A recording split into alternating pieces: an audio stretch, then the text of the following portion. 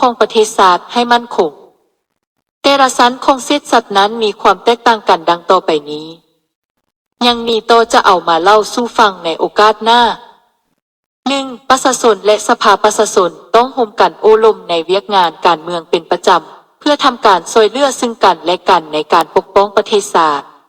2. ประชาชนทุกชนชั้นชนเผ่าต้องร่วมกันประชุมกันด้วยความสามัคคีเพื่อปรึกษาหารือกันเกี่ยวกับเวียกงานของประเทศชาติ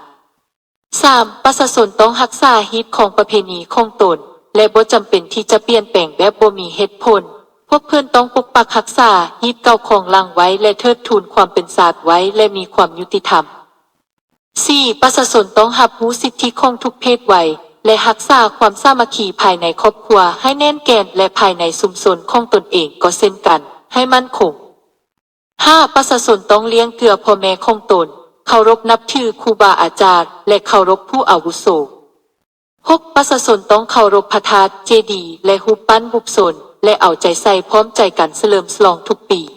7. ประชาชนต้องเสริมสร้างแนวคิดของตนเองให้สูงรู้จักในการบริจาคเชื่อฟังพระสงฆ์ผู้ทรงศีลและให้ทานแก่เพิ่นที่กล่าวมาใน7ข้อนั้นแม้นข้อความเกี่ยวกับอปหาริยธรรมซึ่งหมายถึงความหมายของเศรษฐศาสตร์7ชั้นที่ยองอยู่ถึงหัวช้าง3เสียนแทน5ชั้นที่ช้าง3เสียนไซยืนอยู่นั้นมีความหมายอันสำคัญก็คือพื้นฐานส่วนในโลกมนุษย์ซึ่งได้แก่ศีล5ประการหรือศีล5ข้อนั้นเองซึ่งเป็นสัจธรรมที่เฮ็ดให้มวลมนุษย์ภายในชาติและภายในโลกมีสันติสุขหมายความว่าทุกคนภายในชาติบ่ว่าพนักงานรัฐหรือประชาชนก็ตามต้องมีศีล5ประจำใจอยู่เสมอ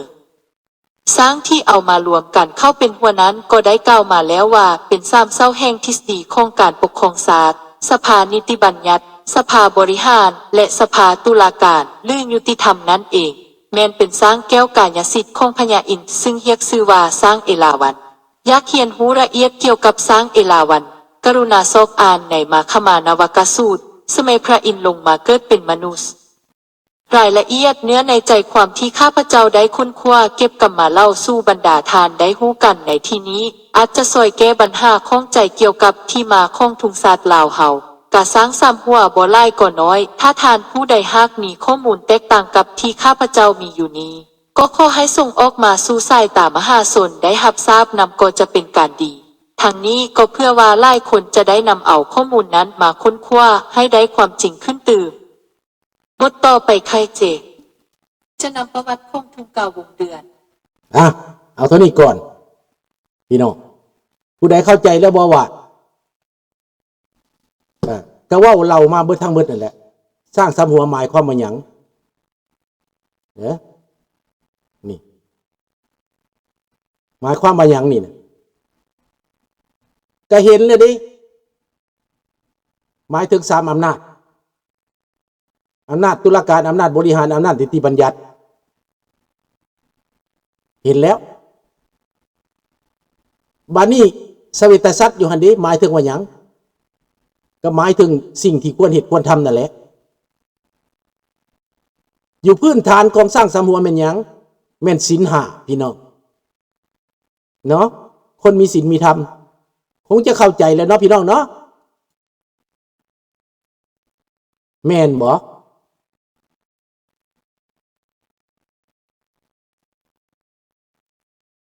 ลูกหลานได้ฟังแล้วทราบซึ่งในบุญคุณของบรรพบุรุษสลาดบ่เพิ่นได้เฮ็ดไว้เบิดแล้วเพิ่นได้สร้างไว้แล้วแต่เป็นหยังโจรพวกนี้มันมามากมาพี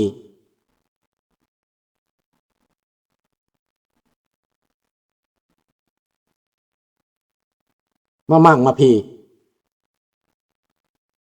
ก็เบิ่งในนับในนั่นแหละในรูปในภาพได้ออกมานั่นแหละ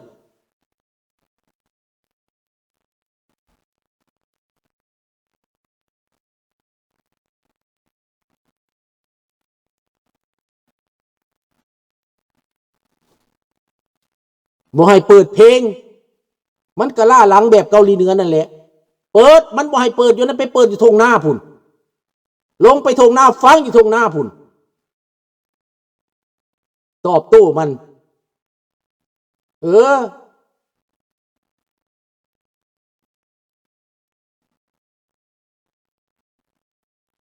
เอาพี่น้องได้ฟังความหมายของทุ่งสร้างสามหัวแล้วเฮาก็ฮู้จักแล้วทุ่งกาเดือนแม่นหยังบัดนี้มื้อหน้าสิเว้าเรื่องทุ่งกาเดือนอย่าลุงโพเขียนไว้ก็ได้ทุ่งกาเดือนแม่นหยังทุ่งกาเดือนนั่นนะมันเฮ็ดขึ้นมานั่นมันเฮ็ดอยู่ประเทศไทยพวกเราอิสระเฮ็ดทุ่งผักลาวอิสระบ่แม่นทุ่งชาติและพวกคอมมิวนิสต์เอามาใส่ว่าเป็นทุ่งมันทุ่งเพชรสลาดเป็นคนแต่งผักของมันผักอิสระไทยว่าทุ่งชาติคนลาวบ่ได้ห้ามเอาว่าเป็นทุ่งชาติเด้แต่มันบ้าบิน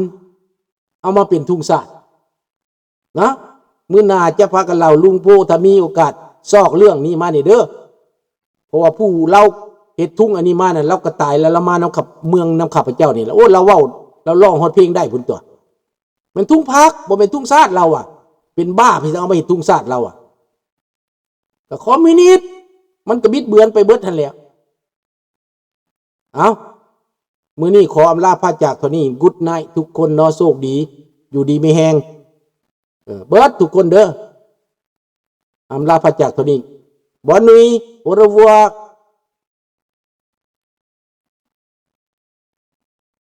Bye bye.